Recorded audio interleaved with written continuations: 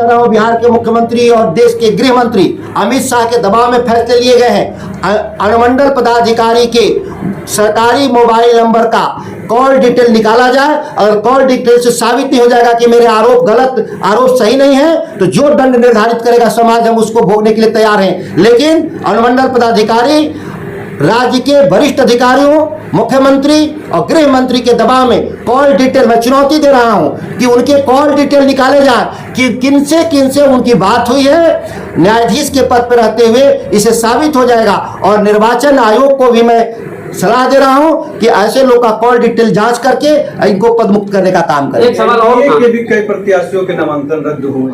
आप सभी को नमस्कार है। आपको बहुत जानकर आश्चर्य होगा कि बिहार के चुनाव में किस तरीके से सत्ता पक्ष और बिहार प्रशासन पूरे चुनाव को हाईजैक कर चुका है। निर्वाचन आयोग यहाँ पर चुनाव आयोग चुना आयोग बन गया है। चुनाव आयोग पूर्णतः बिहार सरकार, नीतीश कुमार और अमित शाह के दबाव में है। अब बिहार में जब ये चुनाव हारता हुआ दिख रहे हैं तो ये लगातार हमारे प्रत्याशियों को या तो नामांकन रद्द करा रहे हैं या हमारे प्रत्याशियों को पुराने ऐसे केसों में गिरफ्तार करने का प्रयास कर रहे हैं जिसका कभी नोटिस ही नहीं आया। आप देखे होंगे सासाराम संसदीय क्षेत्र में हमारे घोषित प्रत्याशी सत्येंद्र शाह को 2004 के पुराने मामले में 21 साल बाद गिरफ्तारी चौंकाने वाला है कि आखिर कैसा बिहार में प्रशासन है जो 21 साल किसी मामले में मौन साधे रहा। दूसरी तरफ आप मोहनिया विधानसभा का मैं बताना चाहता हूं कि हमारी घोषित प्रत्याशी राष्ट्रीय जनता दल की श्वेता सुमन पिछले भी विधानसभा में वह नामांकन की थी, चुनाव बिहार में लड़ी थी। उससे पहले वो जिला पार्षद का चुनाव लड़ी थी और जीती थी। इस बार राष्ट्रीय जनता दल जब से उनको नामांकन के लिए प्रस्ताव दिया, पूरे भाजपा के खेमे में खलबलाहट रहा। और एक दलित महिला श्वेता सुमन हमारे एक दलित भी हैं, रविदास समाज की, और महिला भी हैं। उनको चुनावी अभियान से बाहर करने के लिए एक गलत तथ्य के आधार पर उनको चुनावी प्रक्रिया से बाहर कर दिया गया। आपको मैं दिखा दूं, एक कागज़ है सिविल एसडीओ का। सिविल एसडीओ ने जो ऑर्डर पास किया है इसमें साफ लिखा है कि 18 तारीख को श्वेता सुमन के खिलाफ राष्ट्रीय जनता दल, इसमें राष्ट्रीय जनता दल भी नहीं लिखा है, इसमें श्वेता सुमन भी नहीं लिखा है, इसमें लिखा है कि संगीता कुमारी और एक इंद्रजीत राम ने आरोप लगाया कि इनका जाति प्रमाण पत्र सही नहीं है। और अनुमंडल पदाधिकारी 18 तारीख, ये आरोप कब आया है इसमें लिखा है 18 अक्टूबर को, जबकि नामांकन किस तारीख को हुआ था श्वेता सुमन का? 20 अक्टूबर को।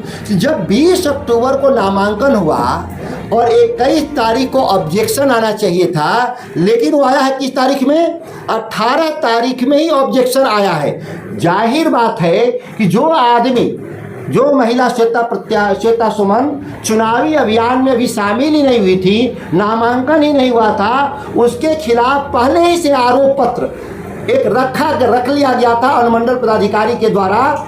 और उसके आधार पर इन्होंने एक रिपोर्ट तैयार करते हैं अंचलाधिकारी से कि इनका जो जाति प्रमाण पत्र निर्गत हुआ है वो सही है कि नहीं है। सबसे आश्चर्यजनक है कि जाति प्रमाण पत्र अंचलाधिकारी के द्वारा कहा गया कि यह निर्गत है, लेकिन उनका मायके और नैहर को मिला करके उनके चीज़ों को, उनके जाति प्रमाण पत्र को रद्द कर देना अपने आप में चौंकाने वाला विषय है। जाति प्रमाण पत्र किसी भी वर्ग का रद्द करने का अधिकार अंचलाधिकारी तो छोड़िए, डिस्ट्रिक्ट मजिस्ट्रेट डीएम को भी नहीं है।